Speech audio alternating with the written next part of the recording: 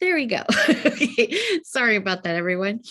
So as I mentioned before, my name is Maya Perez and I'm with Growth Sector and STEM Core here to present to you STEM Resume Writing 101.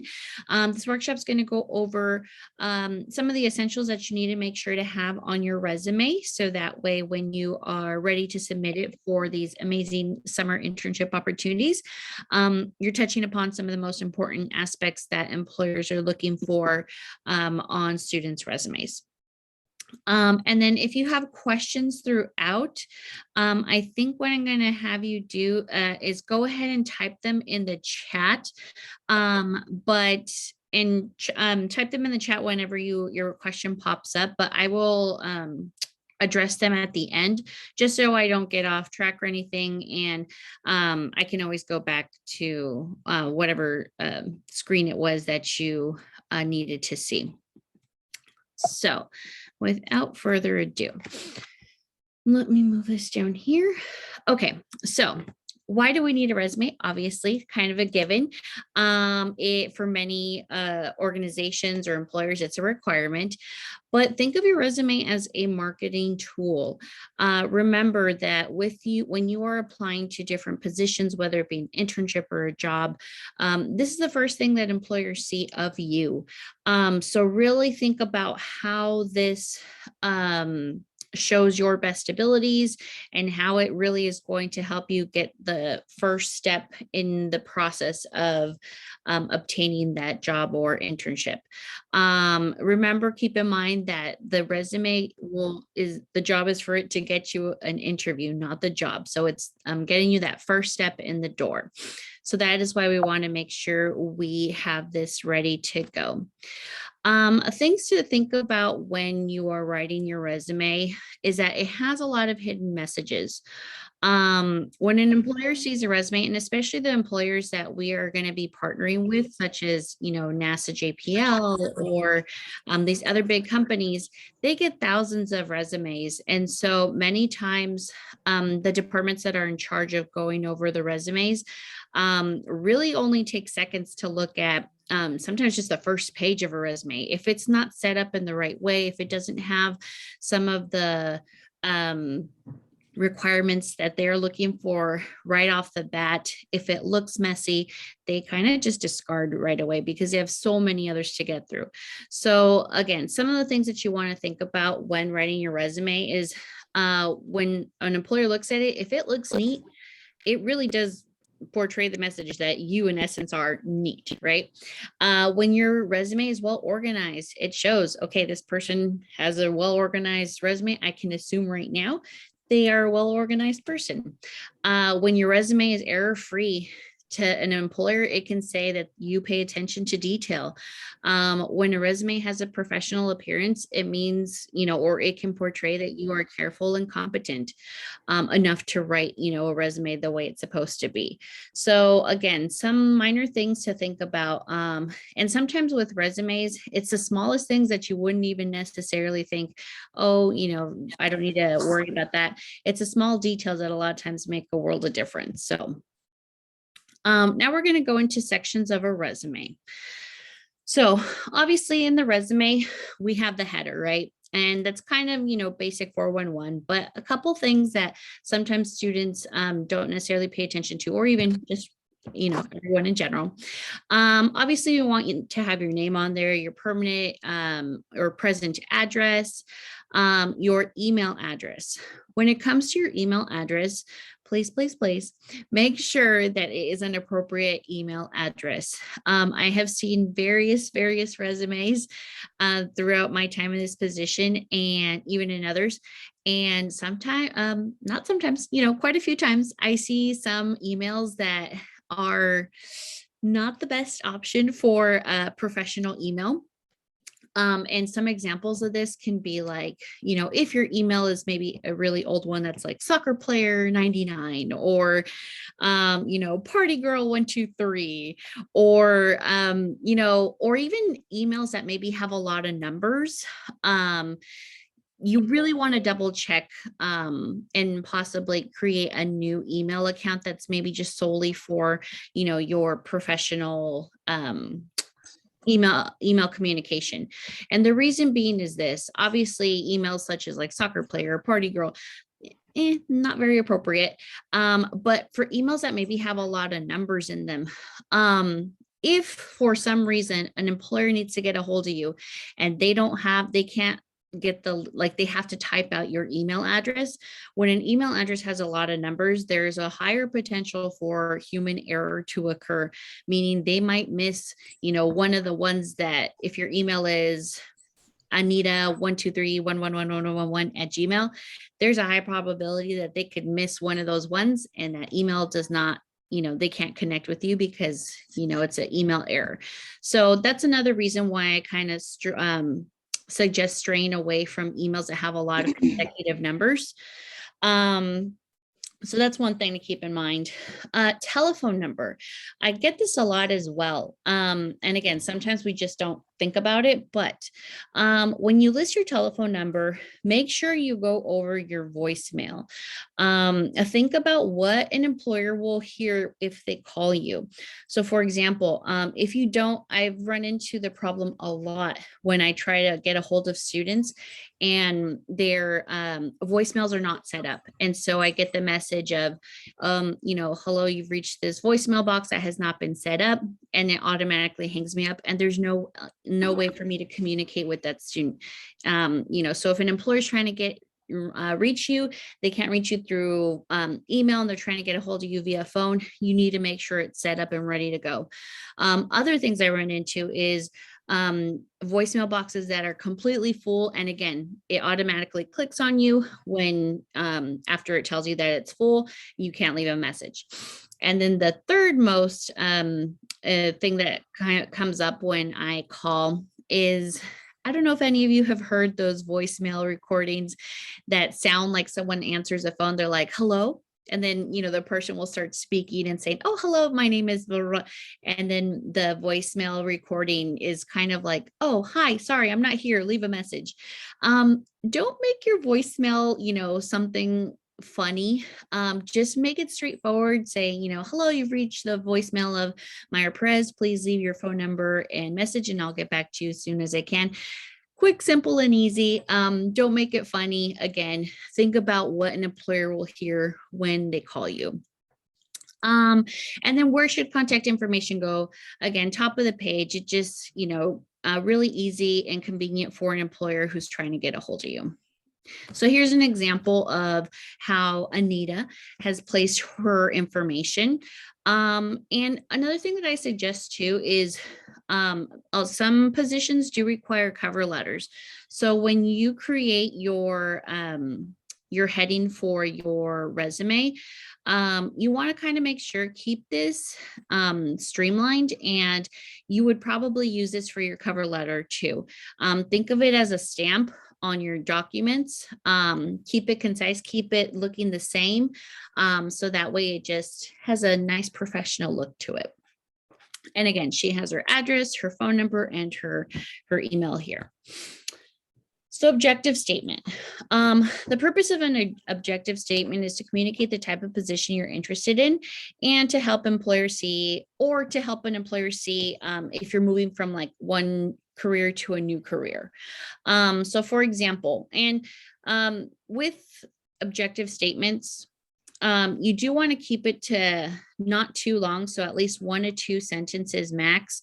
It's not necessarily required for all resumes, but I would encourage, especially students making a switch from, one type of career to another, to make sure to include an objective statement. So, an example of and I would probably expand a little on these 2 examples, but for one example, management trainee position with retail specialty retailer. So that one I would definitely expand. But for the other one, engineering major seeking a part-time engineering technician internship, you could leave it at that, or also again, expand and be more specific.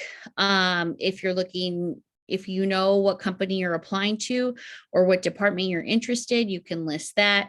But again, you don't want to go over 2 sentences. That's what a cover letter is for, where you can kind of expand more on that. And you also just don't want to waste too much prime real estate on your resume in general. So here's an example of Anita. Her objective is engineering major seeking a part-time engineering technician internship. So in regards to your education, this is a really important one, especially for STEM students. Many companies look right away to see if you have, if you're one in school, two, if you have picked up your degree or not, or currently in the process of it. Usually they look at your math level, and then listing relevant courses is always very helpful for employers too.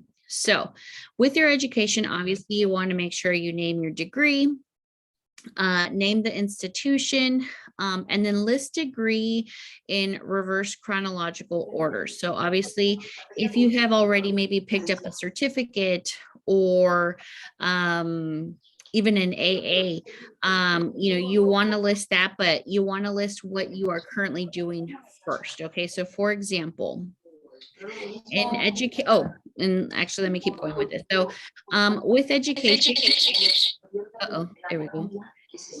If I can ask, I think some people have their speaker on. Just there we go. Sorry about that. There was an echo. Okay, so you want to make sure that you also include your date or expected date of graduation. I actually need to update these dates in here. Sorry, didn't notice that. But one thing that I do tell students to keep in mind, I would only suggest listing your expected graduation date if it's within the next academic semester. So for example, if I am applying for a job right now and I'm going to be graduating June 2022, then I would list my expected graduation date as June 2022. If, however, I am not planning to transfer or graduate until, let's say, 2024, I don't, it's not necessarily, you don't need to list it, because one, companies don't need to know how long it's going to take you unless they want to ask you in person when they're interviewing you. But again, if it's more than a semester out, don't list it. GPA is another good one to list if you're able to. So you want to list your GPA if it's a 3.0 or higher. And you obviously want to make sure you round it to the nearest tenth. So, for example, if it's a 3.62 something, you want 3.062, you would want to list it as 3.0. Okay, we don't need the extra numbers on there. Another thing to keep in mind too is if you have honors or anything like that, you obviously want to make sure to list that. That speaks volumes. And then relevant coursework. Definitely want to list relevant coursework, especially as a STEM major. So if you've taken physics classes, chemistry, if you've taken engineering classes, if you've taken CAD or SolidWorks or anything like that, you want to list the coursework in here, because it will give an employer an idea of what you already have, knowledge that you have under your belt already. And then another thing too is list any relevant certificates, credentials, special licensing, or training. But always think about relevancy. If it's relevant to your major, list it. If it's not, again, don't need to necessarily waste prime real estate of your resume on things. Oop. There we go. So here's an example for Anita. She goes to Santa Ana College, which is located in Santa Ana, California. She is an engineering major. Her expected degree date, sorry, and I need to update this. For her, it would be June 2022. So she would list it, right? She has a 3.75 GPA in her relevant coursework. And actually, Anita forgot to list her coursework on here. So that's something that Anita needs to update. But what she also wants to note is that she obtained her engineering mechatronics technology certificate. And this is the coursework that she took for it. So she took CATIA, engineering graphics, engineering mechatronics, intro to robotics, basic machining concepts and operations. Again, it's a really good way to help employers identify what is your knowledge base, what you have been exposed to. And again, kind of gets their wheels turning of like, okay, where can I place this person, if we were to take them on? Skills. So with skills, it's the same thing in regards to like relevant coursework, right? You want to list skills that are relevant to the career objective that you have. Some things that you want to make sure that you, especially as STEM students, to note is different programs. So if you're a computer science major, make sure you list those computer program languages. So if you know C++, Java, HTML, list those. If you know the different programs such as CATIA, SolidWorks, AutoCAD, list that. If you know how to work different machinery such as CNC machines or 3D laser printers or anything like that, list it. And then I would encourage you also to maybe even or also include like the level of proficiency as well. So if you are a beginner or if you're intermediate or advanced, list that on there. Another big one too as well is Microsoft Word, Excel, PowerPoint, Outlook. But I say for STEM majors, Microsoft Word and Excel are two big ones. Most of the companies that we have gone to visit are always working off of Microsoft Office. I know nowadays, a lot of schools push Google Docs, Google Slides, Google everything. But keep in mind that when you're actually out working with these big companies, they really don't use Google, the Google world of products. I think many times it's for safety issues. So a lot of these companies do rely on Microsoft, especially Excel and Word. Just kind of like a word of advice, if you are not familiar with these programs, I would highly, highly, highly encourage you to either maybe look up a course at your college. There's so many different things that you can kind of tap into, free resources. There's YouTube videos, all sorts of different things. I would highly encourage you to start looking at trying to brush up on skills of how to use it, especially Excel.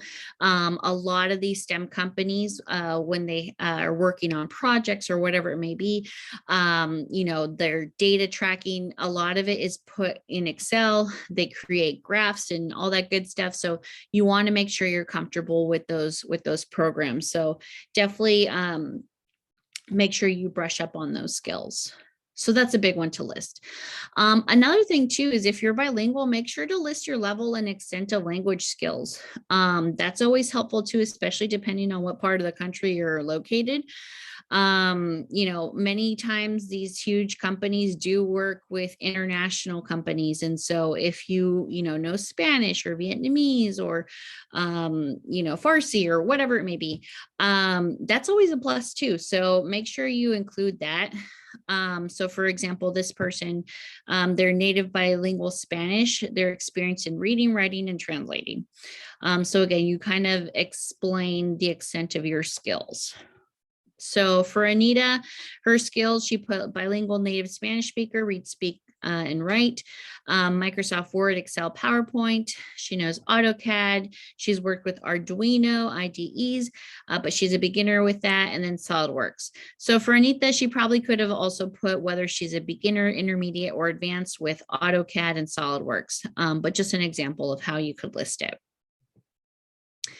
In regards to experience, for this section, this could be considered work experience. For those who maybe don't have work experience, you can always include relevant academic experience. So what is considered experience? Experience ranges from full and part-time jobs, self-employment, volunteer work, practicum field, and cooperative education. Things that you want to keep in mind with listing your experience is you want to make sure to emphasize relevant experience and minimize irrelevant experience. And what do I mean by that? So, for example, if maybe your work experience has been in retail, not a problem. I have a lot of students who, we work on resumes together and they'll say, you know what, Myra, I've only worked at Old Navy. Before that, I worked at AMC Theater. And they're like, that's not at all relevant to what I'm studying or what I want to do. That's okay. Like, you pick up so many skills in these different positions. It's all about picking and choosing the most relevant experience, or if not relevant, the most important experience from that position, and getting rid of anything that's just extra that you don't need. So for example, if you used to work at, let's just say, AMC Theaters, right?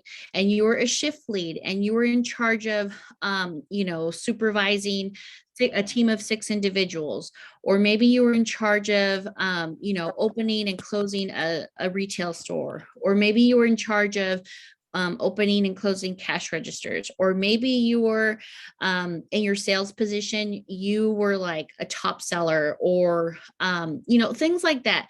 You want to make sure to highlight those things, because again, if you were a shift lead, if you were responsible for overlooking for a team, if you were responsible for opening and closing a store, those are all things that are only given to people who are maybe like recognized as leaders in their position. They're recognized as responsible. So that speaks volumes. So even though it maybe doesn't relate to your STEM career that you want, it still speaks volumes of you and what kind of employee you are. So those are the kind of things that you would want to include. Obviously, for the information, you want to put the company name, your job title, dates of employment, all that kind of regular stuff. And then I always suggest bolding the title of your job if it's relevant, because again, it kind of helps it stand out in your resume. With experience, as I mentioned a minute ago, you want to emphasize your accomplishments. So one way to do this is to quantify your actions whenever possible. So what do I mean by that? If you can put a number to something, it makes a difference. So if you were a supervisor, how many people did you supervise? Like, let them know how many people you were in charge of. If you volunteered, how many hours did you volunteer? If you improved sales, by how much? Quantifying your experience always kind of pops out on resumes, and especially for employers. So that's something to keep in mind as well. So for example, here is Anita. So she has no work experience. However, she has relevant academic experience. And so she listed it as relevant academic experience in leadership activities. So for Anita, she was in STEM core at art at Santa Ana College. It's called a bridge to engineering. So she put STEM core / bridge to engineering, programming and robotics workshop that she participated in. So she listed that she participated in an introduction workshop to the Arduino microcontroller, learning about the basics of C++ programming, including variables, input, output, logic, and loops. She learned how to code, compile, and debug in C++ using an Arduino. She programmed several Arduino projects, including development of a simple game. So again, for students, especially I think for students who have maybe just started or in their first year and don't have work experience, think about the different workshops that STEM Core offers that you've participated in. What projects have you worked on? These are all relevant things that you can list on your resume. For Anita, she also participated in a climate change research project. So she put on here, I participated in a summer research program in which we collected data, analyzed data, and created a report of our findings that was presented at Santa Ana College. So again, no work experience, but her academic experience speaks volumes. Honors and awards.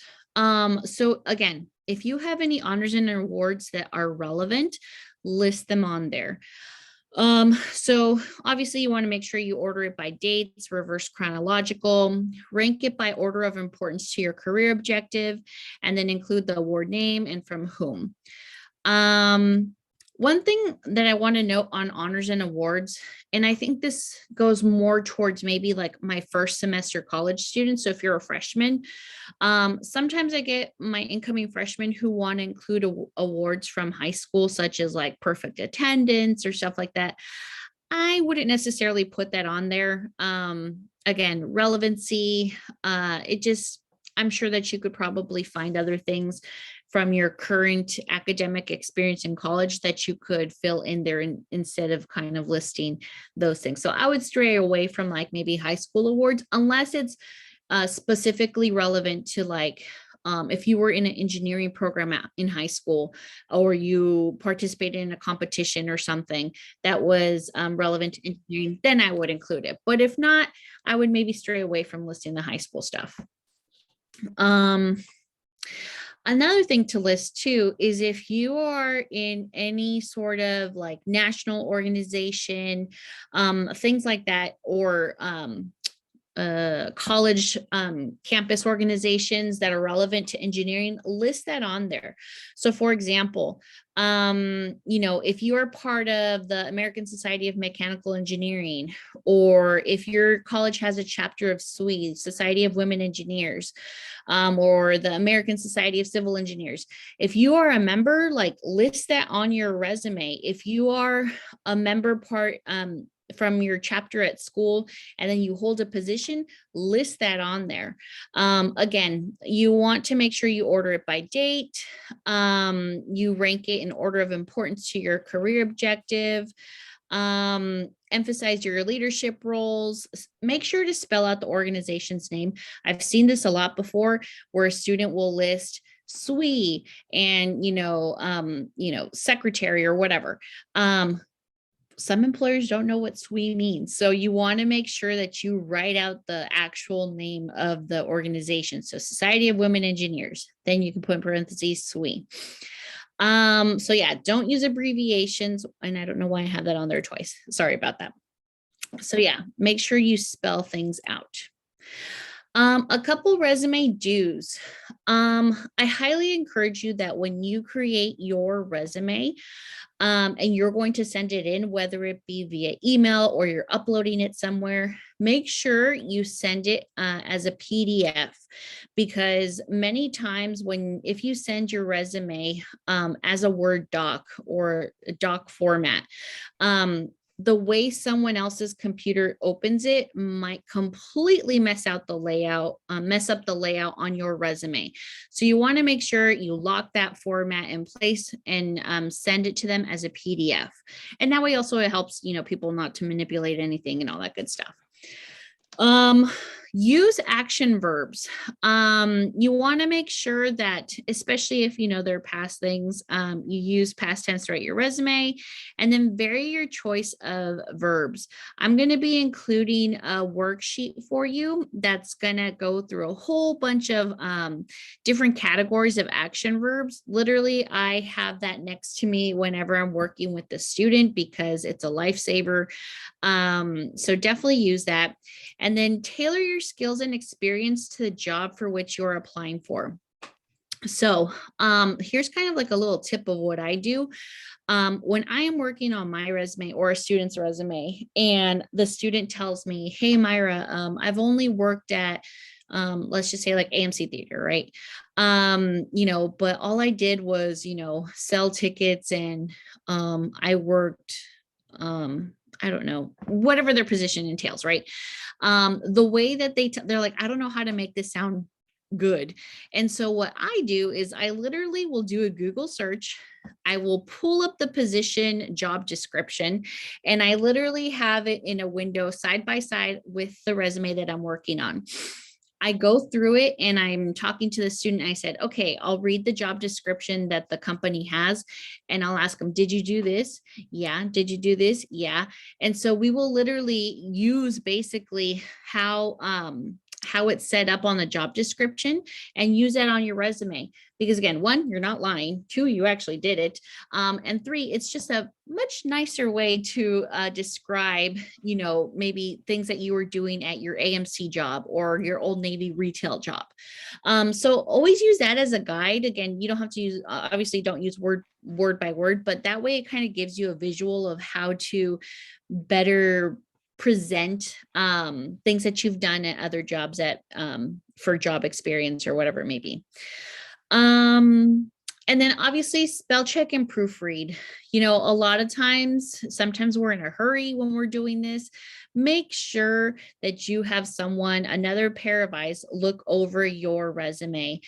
Sometimes when we're working too close with our own documents, like your eyes can play tricks on you, you miss things. Anytime I have things that I'm preparing, I always send it to someone to hopefully, catch something that I'm missing. So definitely spell check and proofread. And then be concise while providing enough detail. Again, your experience, and every student is different. Some students, they'll maybe get through like 3/4 of a resume filled. Other students have, a lot of experience and they're already on their second page. I would say that when you're looking at your resume, try to put the most important information on that very first page, because again, unfortunately, many times employers, especially when they're in the first phases of scanning resumes that are coming in, especially for hot ticket positions like, with NASA JPL or Northrop Grumman, huge companies like that get thousands of resumes. Your resume might be going through either like an automated kind of like scanning program that's trying to look at if your resume has keywords. Others, it's people that are going through them, but nonetheless, a lot of times, many times employers only spend seconds on looking at your resume. So you want to make sure that the most important and relevant information of yours is on that first page. And again, when you're describing, maybe your work experience from other jobs that aren't necessarily relevant, try to keep it short and sweet. Just, a couple bullet points for each, especially for the jobs that aren't necessarily relevant to what you want to do. So again, that's why I kind of try to push keep it to 1 page in length. But again, every student is different. As you continue to grow in your academic journey, and then, once you start working in this field that you want to, you're going to see, obviously, your experience is going to grow, and you will definitely be going over that 1 page marker. I mean, my resume right now is at 2 pages, and that's expected, especially as you go throughout your career. But I think for right now, majority of students, from what I see, with, work experience that they have and even their academic journey, try to fit it on that 1 page. Again, just remember, make sure that your email address is appropriate. Keep your resume header the same as your cover letter. Just like I said, think of it as a stamp that you're putting on your different documents. Make it look, complete and concise and looking all pretty. Resume don'ts. Don't use pronouns such as I, me, my, etc. They know it's you. Don't use contractions. Spell out the word. Okay. Don't include references. I've seen this on several students' resumes, that they already kind of have a reference list created and they include it on their resume.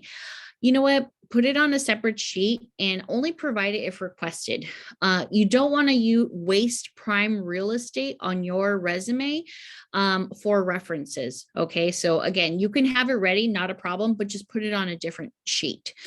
And when I'm referring to real estate of a resume, I'm talking about the space, because again, try to keep it in your mind that you want to keep it to that 1 page, especially as a student right now. So the space on your resume is your real estate. It's prime real estate. So again, you want to keep the most essential information, the most important and relevant information on that 1 page. So don't waste space on your resume on things that you don't necessarily need. Again, do not clutter your resume with non-essential information. Don't use flowery information or generalized statements. Do not make any misrepresentations. And I'll kind of give you an example of this. This was, learn from my mistake here. I remember I was applying to, I forgot what position it was, but I had put on there that I knew Microsoft Excel, right? But I didn't necessarily clarify what my level was, right? I should have put beginner. I didn't put anything. And so I ended up gaining an interview. I attended the interview. It was given by like the head of that department. And so when they asked me about my skills, they were talking about Excel. And they're like, oh, so, do you know how to use Excel? I'm like, oh yeah, not a problem. Yeah, I think I misrepresented myself there because basically they tested me on the spot. They're like, okay, well, how do you what was it? How do you add a whole row? Or how do you subtract this row and this row? I did not know how to answer because I wasn't sure. I'm sure I could figure it out, but I really didn't know. And so make sure that whatever you put on your resume, you can vouch for, like you can be prepared for it if they ask you a question. Or, again, if you've taken a class of AutoCAD, but you would still consider yourself a beginner, list that on your resume. Okay. Don't make any misrepresentations. Again, don't use abbreviations, and then don't include personal information such as social security, your age, sex, height, weight, marital status, photograph. Employers don't need to know that. Again, they will come to see your information once they see you in person or whatever, but you don't need to put that on your resume. Okay. Tips and tricks. I think a lot of times students, and not just students, everyone in general, sometimes we try to get too fancy schmancy with our resume formats, but honestly, especially for like technical positions or positions in STEM, keep your resume format simple. Honestly, when I create a resume, I start it from scratch on a Word doc, and I literally, without any sort of templates, I kind of stray away from templates just because I find that it's very hard to sometimes go in after to modify things or update things. Sometimes with templates, like you'll try to go down another line and it shoves everything all out of whack. Again, I just keep it simple. You don't need to do any fancy graphics, anything like that.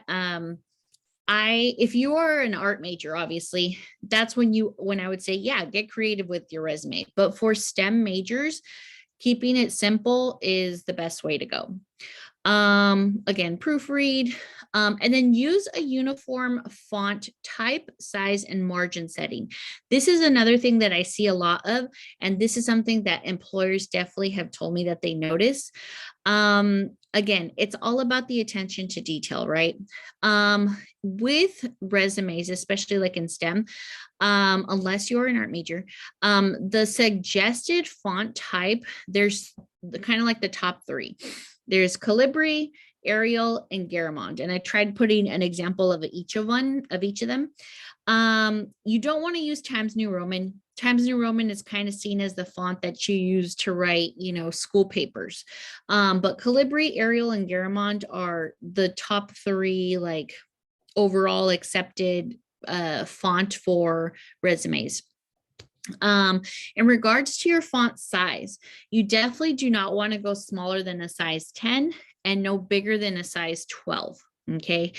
And then in regards to your margins, it's suggested to try to keep it at the 1 inch all around. But if you really need that space and you want to try to keep it all on that one page, the smallest you can go is 0.5 all around. Okay. And then you want to make sure to use bold, italics, and underlining sparingly. Okay. You don't want to go bolding and italicizing everything you see, just the important things. So again, if you're a member of a relevant organization, or if you want to, what I like to do is I will bold like relevant courses for my students. I will bold if they have a GPA that's higher than 3.0, I bold that. I bold their major. If they've had internships, or if they've had work experience where they have a position that's relevant, I bold the position only, not the company. So again, just use it sparingly. You don't want to use it all over your resume. So again, those are kind of some of my tips and tricks. What I'm going to do right now is I'm going to send you the worksheets for the verb, for the action verbs, and then also another guide that I created that basically will walk you through everything I just said. Things to remember to include, the do's and don'ts, all that good stuff. So you guys can kind of have it ready for yourselves at a glance. But another thing to keep in mind is that resumes are constantly updating. I always suggest to students for them to update every semester with any relevant courses that they've taken or skills that they've picked up, because I don't know about you, but I have done it where I wait a long time until I update my resume, and then trying to remember, the skills that I've picked up since I last updated it, or classes that I've taken. It's very hard sometimes to remember. So if you make it a habit to update your resume at the end of every semester, that'll be super helpful. And then another thing that I also tell my students to do is when you're including your relevant coursework, I like to print out your like unofficial transcripts and have it next to you.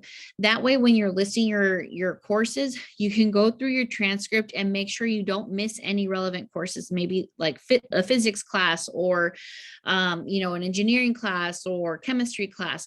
And then not only that, but especially for you students, make sure that when you're listing your courses, don't put like chemistry 101 or physics 1 or physics 2, or actually physics, that's fine. Sorry, that's a bad example. Don't put like math 140 or chem 219. Employers have no idea what those numbers mean. So you want to make sure, look at your unofficial transcripts and see the proper full title for that course. So if it's, instead of putting math 140, you want to put college algebra or calculus 1 or AutoCAD, beginning AutoCAD. You don't want to put engineering 131. Like, again, that doesn't mean anything to employers. You want to make sure to list out the whole proper title of your courses. And that is basically it. But let me go to the chat here. So there are quite a few questions. Let me see here. Video. Okay. Is the GPA only in relevant coursework or an overall GPA? That's a great question. You can do either or. So if your overall GPA is below a 3.0, but you look at your GPA that's just for your major and that's higher, then you can go ahead and put the relevant coursework GPA. To figure that out, I would connect with an academic counselor because that can kind of sometimes get tricky to figure out.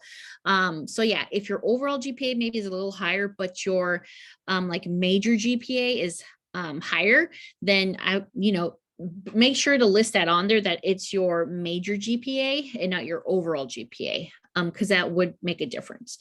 Is it okay to list Microsoft Office instead of each particular program? Yes, you can definitely put Microsoft Office. And again, just put the level that you are, knowledgeable about. But note that Microsoft Office does include, Word, Excel, PowerPoint, Outlook, all that stuff. So that's why I know that most employers always kind of eyeball to see if students have, especially Excel and Word, because they use that a lot. So that's why I try to kind of put those specifically on there. But you can definitely put Office. Oh yeah, there you go. So someone put here, note that language skills can help with international partners in Zoom calls. Exactly. So again, don't forget to put, especially if you have a different language, listed on there. Different parts of the US work with different populations a lot of times. Here in California, especially where I'm located, Southern California, we have a lot of Vietnamese speaking, Spanish speaking, I would say those two. And then depending in certain areas of Orange County, you have like Farsi and stuff. A lot of times if, companies are working with international companies, that's always a plus. And sometimes they're looking for employees that can speak another language who can help, translate and stuff. So let me see here. Let me go down. Is it possible for us to get access to these slides? Yes, I will definitely make sure to send it as a PDF. There we go. Let's see. Oh, someone already sent it. Thank you, Shael. Should you use past tense verbs for current job? You know what? I always see kind of like yes and no. I personally, if I'm talking about a job that I'm doing right now, I use past tense because technically I've already done those things. Even though I'm still currently doing them in my current position, I've already done these actions, I guess you could say. So I use past tense. Use nouns or verbs consistently in the same section. Yes. Okay. I've heard that one should include the action verbs on their resume that are listed in the job description and qualifications. Is there anywhere that I can find the job descriptions for the core internships? That's a great question and point that you made there. I always, when I'm working on a resume, I will pull up a job description and make sure that I scan it for whatever company that I'm applying for. I scan that and I look to see what action verbs they have on there. Because again, if it's a program that your resume is going through, or if it's an actual human being who's looking through it, sometimes they're looking to see if you have those key terms on there. In the case of these STEM core internships, from my understanding, I don't think we have the job descriptions, but what I would suggest you do, and what I always do, is I literally just do a Google search. So if you put like NASA JPL engineering intern job description, I'm sure that you can pull up something. It might not be the exact thing, but it will be similar. And I'm sure that at least a majority of those key words that they have on their job description that's online will probably be very close to what they're going to be looking for in our student interns. So that's what I always do, is I pull up the job description that I'm applying for when I'm working, or that a student is applying for, and I'm just making sure that like we have some key terms that are that match, because again, you never know who's reading your resume, whether it's a machine or a human. Where should one list the lab skills they developed in their lab classes? I would put that still under the skill area. Yeah, I would put it under their skill, the skills area. Should you include a photograph in a LinkedIn profile? For a LinkedIn profile, that is different. I would definitely make sure to include a photo. Studies have shown, or research has shown, that LinkedIn profiles that have a picture, that have a heading, that have skills noted on their profile, they each have different numbers attached to them, but they definitely get a lot more hits than a profile that does not have a picture, than a profile that does not have skills listed. Because on a LinkedIn profile, think of it as kind of like obviously a social media live resume. Employers who pay for the LinkedIn service to basically go and find people to hire, they have search tools that they use. So they might be looking for specific people with specific skills, right? So they may type in, I don't know, let's just say AutoCAD or something. If you have AutoCAD listed on your LinkedIn profile, then you will come up in that search with others who have also listed AutoCAD. If you have experience with, I don't know, outreach or something, and you list it as a skill, when they go to find, look for it, it will pop up.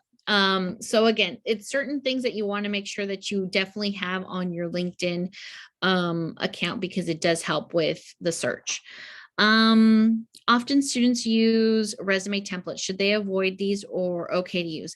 Again, my experience with templates is that they are harder to work with. And sometimes, the templates that students or just people in general use, sometimes they get a little too, how would I explain? Too fancy, I guess you could say. Remember, a lot of times these companies, especially in like STEM companies, they kind of just want like, I just want to make sure I can run through nice and simple. I don't need any fancy layout, different colors, none of that. Keep it simple. And again, you can use a template if that's easier for you. It just, again, it might be a little trickier to update or work with. So that's why, again, I just kind of started on a blank Word document and just go section by section. It's pretty easy. And then what if my work study does not have job description online? That's a good question. Then if I would try to do another general search online. It might not be from your particular school that you work at or the company that you work for, but I'm sure that you can find something similar from another company. And as long as you read through that job description, it'll give you ideas of what you can use on your resume. Like, okay, yeah, I've done this. I can, reword it and put it on my resume. So I'm sure you could probably find something similar. It might not be the same exact thing, but similar. So are there any other questions that anyone wants to ask? You can unmute yourself or you can include it in the chat. I would be happy to answer.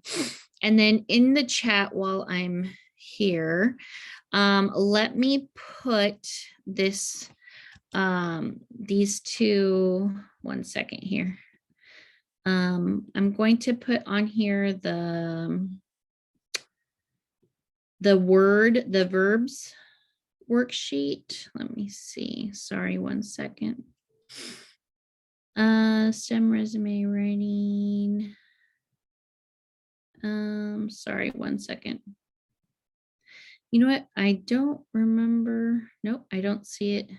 Okay, so what I'm going to do is I'm going to have, we're going to send it to your support specialist, student support specialist, so that way they can email it to you.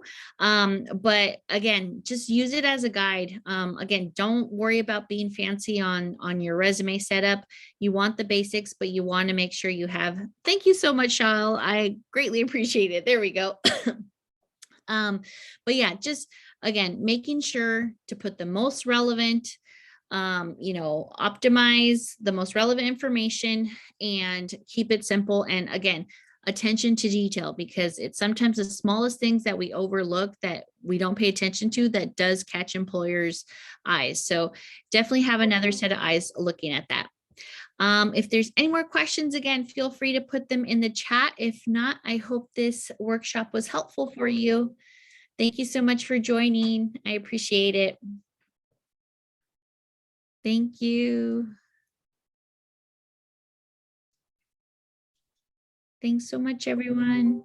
So quick question, Myra. Yeah. So when students submit their resume to you guys and when you do the interview, when you notice some like problem in the resume, so you point out to those students to fix it, or you just before you submitted it to the oh yeah. Okay. Oh yeah. Yeah.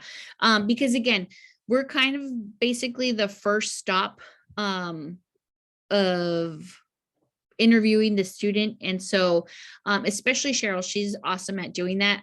When we interview a student, if we do notice like, hey, you know what, the student doesn't have any relevant coursework listed, or you know what, we notice that there's some errors on here. If we catch it, we will definitely let the student support specialist know to connect with that student. So that way you can make sure to fix that before we submit it to the actual company. Okay, my other question is, some of my students, Mhm. they're planning to take this relevant classes in the spring quarter, in the spring semester. So do they I have to put know. that into the resume? You know what? That's what I'm dealing with right now too. Is some of my students, I'm like, dang it, you're going to take this course that's so relevant, but you're not taking it until spring. And so technically, again, we can only list current things. So if they're planning to take like an AutoCAD class, let's just say in the spring, I would not list it until your spring semester starts. So if they're trying to submit like early submittal for like what is it called? Whatchamacallit, NASA JPL, right? If they're trying to submit it early for that, I would stray away from listing it because it's not the current semester and you don't want to put them they because I've encountered where a student will list something that it hasn't even happened yet, and then when they get questioned about it, they trip up on it, and technically, yeah, they have to say, well, yeah, I haven't taken it yet. And so at least because we're going to be accepting resumes up until I believe like February 10th or something. So by February, I believe spring semester has started for most campuses. If they're going to start a class in February, then I would say at the beginning of spring, go ahead and list it and then put in progress. Because if a student is doing like so for example, we have a robotics survey class coming up for our students, but in November, I listed that robotics survey on the resumes that I worked on right now, but I put in progress because technically it is going to start this semester. And by the time the resume is submitted, they will already be in it. So if it's the current semester, then I would put it, but in progress. What if we put it like courses completed, courses currently taking, and courses planning to take?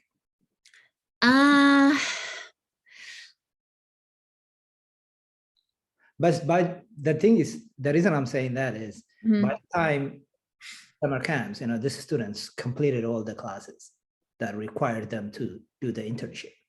Yeah. So No. I mean, right now, some students don't have anything. These are freshmen, fresh come out high school, so they don't have. So it gets tricky, but honestly, I would stray away from that, to be honest. And trust me, I have like a good 10 freshmen who they have, I would say about half of them, no, a little more than half are taking like the intro to engineering class right now and then are in a math class right now. But even if they were a freshman, I mean, I've told them, I try to be upfront and honest, like you might not necessarily be ready right now to apply for an internship. Like you're going to have to give it at least a semester or two until you build up some skill set. Because again,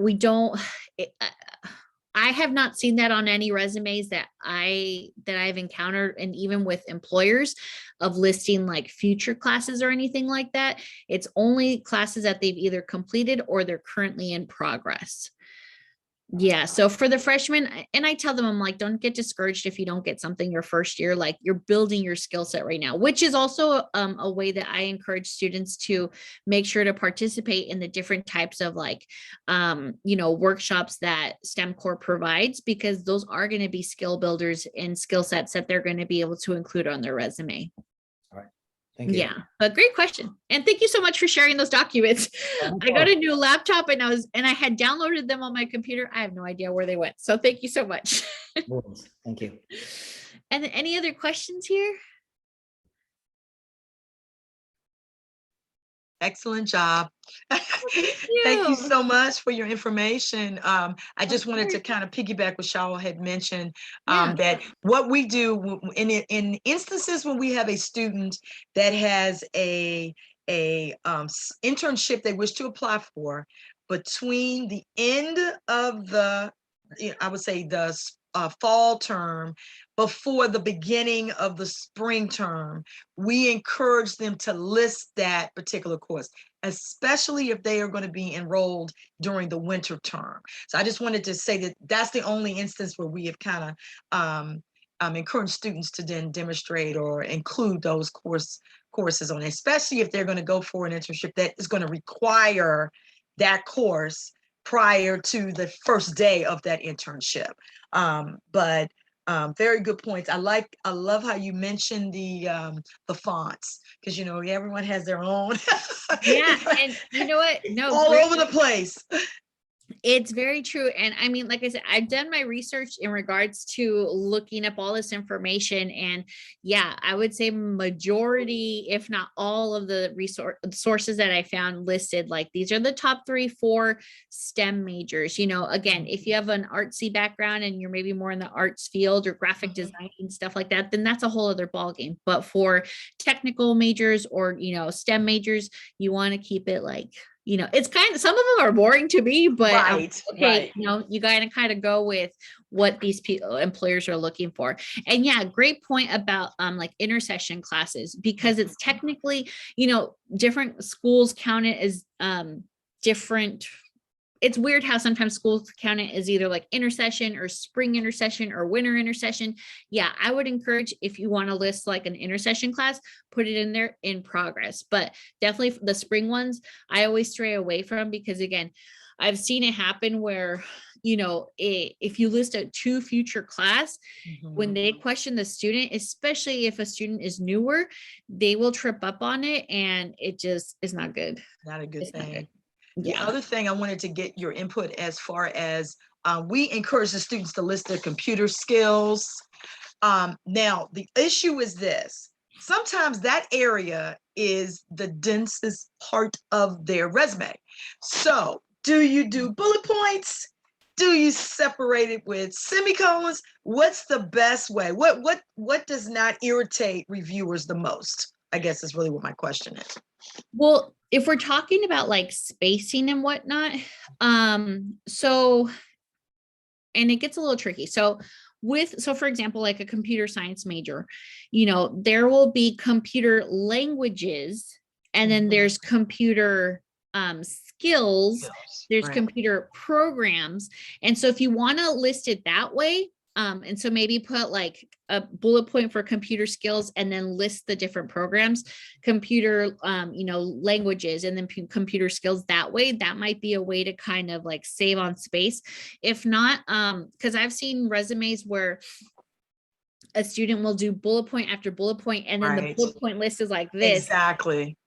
What I like to do is I create text boxes in there where I can create 3 different columns or 2 different columns. And that way I can, you know, make sure not to put more than like 5 or 6 bullet points, like 5, no more than 5 bullet points in a row, and then kind of just section it off that way. Because yeah, otherwise, if you just keep going, you know, down the line, oh no.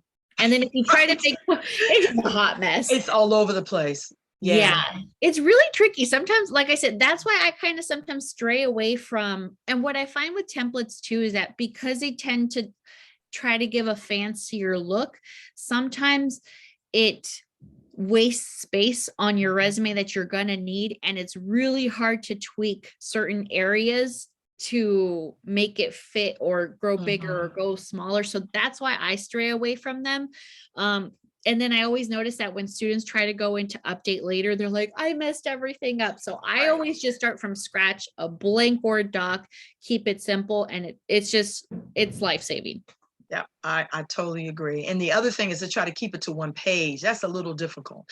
And because especially if it's on the backside, and then when they submit it, they forget that it needs to be 2-sided, you know, to 2 separate pages and stuff. So that has been an issue that we've, you know, kind of dealt with. And you know what, again, when it comes to like, especially when I have students who have maybe had you know, 2-3 jobs that are not necessarily related, but they still need a list because it's within that, like, you know, kind of 7-year-ish mark. it really comes down to like, okay, let's go over this again. Like, what can we eliminate? What can we condense? And that always ends up making a world of difference. Also playing around with those margins. 0.5 is the smallest acceptable that you can Mhm. do on a resume. And then 10 size font is the smallest. Sometimes even playing with the font style, you can see like, okay, what gives me a little more space, what condenses things a bit more. So kind of even playing with those 3 fonts, and it's just a lot of like tweaking here and there. That is, it's a game. It is. Oh gosh. But again, thank you so much. I No enjoyed it. problem. Thanks for attending. And you're going to And send a recording of this for us? yes, Awesome. I will Take make care. sure to send it. Thanks so much. Have a Thank good you. one. You as well. Bye, everyone. Bye. Thank you, Any Myra. other questions? No problem. So I'll keep in touch, if there is any other issues I want to discuss with. Yeah, for sure. I'm available. So yeah, just let me know. You guys should have my email. If not, when I get the recording, I'll send it to Cheryl. Sound like a plan? Yeah, I do have your email. What was it? I forgot.